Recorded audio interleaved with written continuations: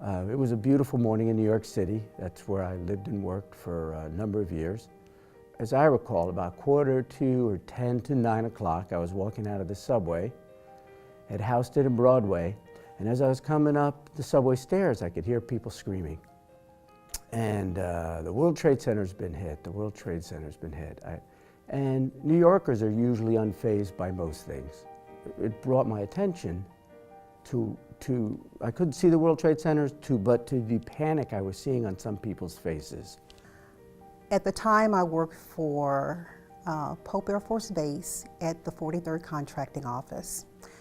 We had just gone into our conference room for a post-award conference for construction. We were more than likely about 45 minutes or an hour into the discussion. And what I remember is a lot of commotion outside of the contracting conference room.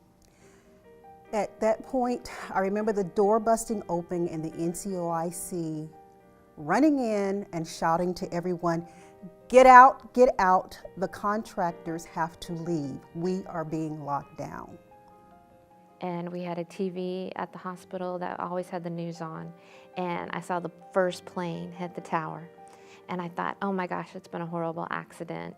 And when you're not involved with somebody in the military, I don't think you have that heightened sense of awareness as to what these guys are doing and really that essence of, you know, military presence in the world. But when that second plane hit, I immediately knew this was going to involve the love of my life. So I called him and I said, tell me what's going on. You know, you could see it in everyone's faces, the shock of that part of it, the concern and worry, hey, what else is going to happen?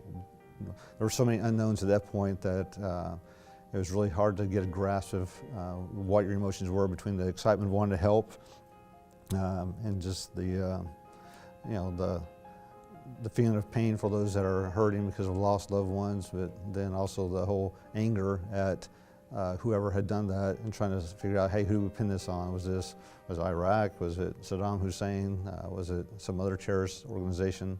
And about 30 minutes later, we get a phone call and they said, everybody needs to report to battalion staff duty. So the whole unit shows up battalion staff duty and they literally march us to Fort Sill's movie theater. And there's riot gear, MPs, guard dogs. We had no idea what was going on. And they started telling us about force protection, rules of engagement, and then they march us to the front gate, Sheridan Gate of Fort Sill. And they started telling us how we're supposed to search vehicles. And for the next 2 days, that's pretty much all we did.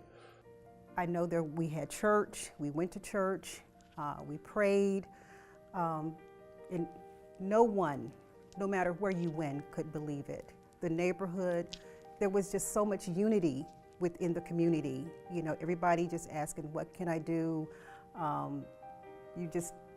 Your breath was taken away. Your heart was heavy. And the feeling for that day was like nothing that I had ever experienced before.